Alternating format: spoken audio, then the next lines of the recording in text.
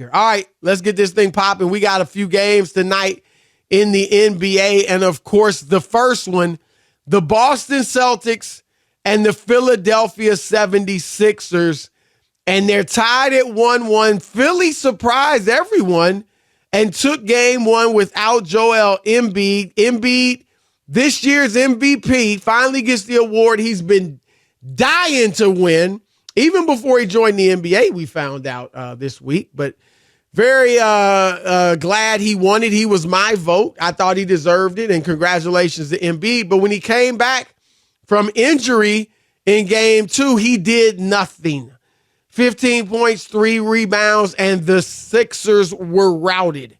So tonight in Philadelphia, he is going to be awarded his trophy, the Michael Jordan trophy. He's the first winner of the Michael Jordan trophy, which is fantastic. I mean, man, what you talk about an honor, it's already great to be an MVP. But then when you become the first winner of the Michael Jordan trophy, they renamed it in December for the GOAT. That's a huge honor. And he's going to be presented that tonight before the game. So you would expect that it's going to be emotional. Does it mean he comes out and plays terrifically? Or does it mean he's so emotional? We see this with ring ceremonies, right? You win the championship. The following year, you get awarded your championship rings early in the season. And a lot of times the home team that got the rings lays an egg. It's a dud. They're so emotional and caught up in the achievement that they don't go out there and take care of business on the court. So which one will be Embiid? My bet is that Embiid goes out and balls. I'm expecting Joel Embiid to have a mammoth game. Maybe I shouldn't say mammoth. But I'm expecting him to have a very, very strong game. I'm thinking something like 35 points and 14 rebounds. But here's the kicker. In an L. That's right. I expect Embiid to do his thing and lose. Wow. And here's why. Because that's typically what Joel Embiid and the Philadelphia 76ers do when the facing them across the court is the Boston Celtics. Joel Embiid is 1-9 against the Celtics in the playoffs, including a couple of nights ago. This year, get this. He averaged 37 points, 11 or 12 rebounds, shot 61% from the floor, and they were 1-3.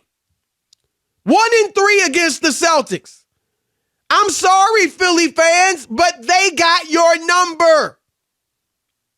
I fully expect them to beat you. If I'm wrong, I'll admit it. But with every fiber of my being, nothing against the Sixers. I love Embiid. I'm a big fan of Harden, despite his playoff struggles at times. Doc Rivers, top 15 coach of all time. We've been critical, but still top 15 coach of all time. Maxi's nice. Tobias Harris is nice and I think even underrated. But I would be shocked if they go out there and beat the Boston Celtics in this series. So Embiid's going to get his. Of course, he always does. He's that caliber of player. But I think Boston wins this game because Boston, look, they've been inconsistent this season as well. But when they need a win, when they've put themselves in a position to need a win, which is what they've done tonight because it's a pivotal game 3, they usually show up, and I think they'll do so tonight. Rob Parker is with us. What's up, man? How are you? All is good. We got the little technical bugs all good, and yeah, let's go. So you've been hearing what I'm saying. What do you think? Yes. Yeah, I think actually if Philly's going to win one game of the series, Chris, is tonight. I think it's the opposite. I really do. Like, they might win tonight, but that might be the only other win. Like, they stole game 1. The first game home in Philly, like this is our last stand kind of thing. I get it why you feel that way, but Boston has had some ups and downs and some stinkers or whatever.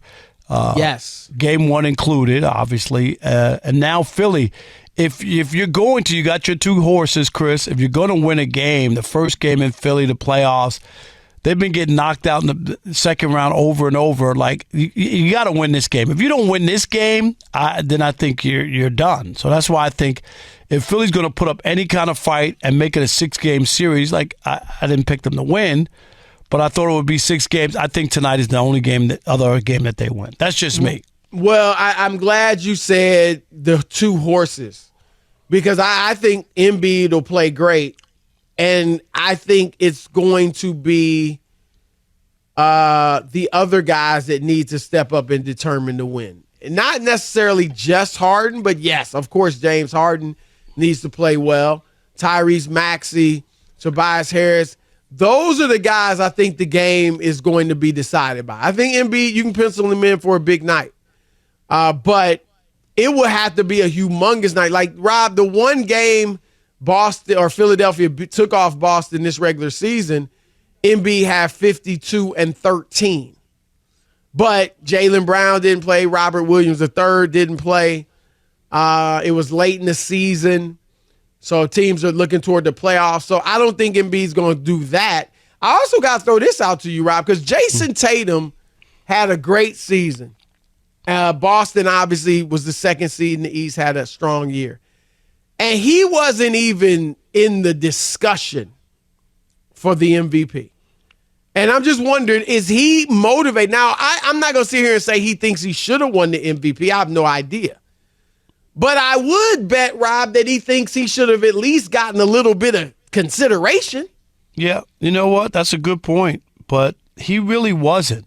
No, not at all. He really wasn't, like, just nobody even mentioned him. And they got off to a good start with a new coach. You remember that, Chris? Right. We thought, he wow, was mentioned maybe that first month or two. He was there, but, and Rob, he averaged 30 points, 9 rebounds, and almost 5 assists, 4.5 assists.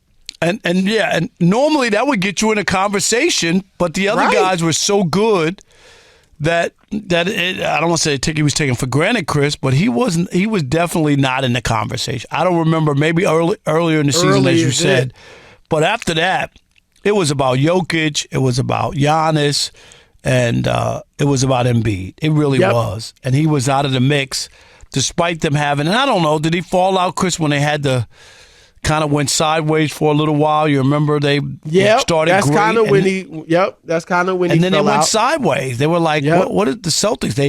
They blew a 28-point lead at home to the Nets. Not with Kevin Durant and Kyrie. That was later. I'm just saying. Later in the season, but you know what I mean. But they had moments like that, for sure. Yeah. They definitely had some moments. So we'll see. I mean, he might be motivated. I actually do think he'll have a great game. He only has 7 points in game 2. They still won, but I do think he'll be motivated in this next. How does he have 7 game points? tonight. I'm sorry. Well, he was in foul trouble. He only played 19 minutes, but he was in foul trouble. He still only shot 1 for 7, Rob. So it wasn't just the fouls. He just was off. And speaking of foul trouble, AD didn't get into real foul trouble, but he was null and void yesterday. We'll get into that, Chris. That was what was that? Yeah. Oh, I can't wait to talk about that. From the time that we talked, remember the Lakers got off to a good start, not AD, because we were saying he was missing in action. And boy, did that thing turn they gave up a 43-point third quarter. God. Absolutely. And then a 40-point second quarter. I think 41 in the second, was 43 in the third. Yeah, 41 and 43. It was 240. Yeah. Crazy. Rob, I got to say this before we go to the callers. I don't know if you've seen it. There is a clip going viral, because a lot of people have sent it to me, where I supposedly used the N-word on the air. Did you see that? I saw it, and when I got to admit, when I first saw it, Chris, I'm going to admit, I did think you said the N-word. No, it looks like, and then when you realize who you're talking to, and that is in context. Nick Wright, my co-host on First Things First. Right, so then it made sense to me after that. But when the first time, that's why I never even brought it up to you, because the first time I saw it, at first I said, oh my God, well, Because I don't even use that word. No, I know. I know a lot of blacks use it, but I'm not one that uses it. And But so you I know gotta you admit- were tripping. Oh, no, you it gotta admit when definitely, yeah. when you If first I was hear it. just looking at it, Right. I probably would think the same thing. Yeah, and then I realized, okay, you're talking to Nick Wright, Right. and it just sounded. I think like I said the way something you like said Nick, it. Yeah. something like that. And I told Nick, I told him about the clip going around, and he said actually the same thing happened to Chris Carter when they first started the show. Because his Wow. name is Nick, so if you Right. say Nick, whatever, something like Right. that. But yeah, I did not say the N-word. I just got to Okay. make that clear on Let the everybody air. know, right? Yes, like I said, yes. I didn't and like bring I said, it up I don't because even use that word in just general everyday parlance. I was shocked at first. I was like, "What? Did he really Right. say that?" I did. I was like, and Oh, then no, I I listened know. to it, and then I was like, "Nah, okay, I got it." Right, but you knew, but a lot of people don't know. Right. So I had to let it be known and put it out there. But anyway,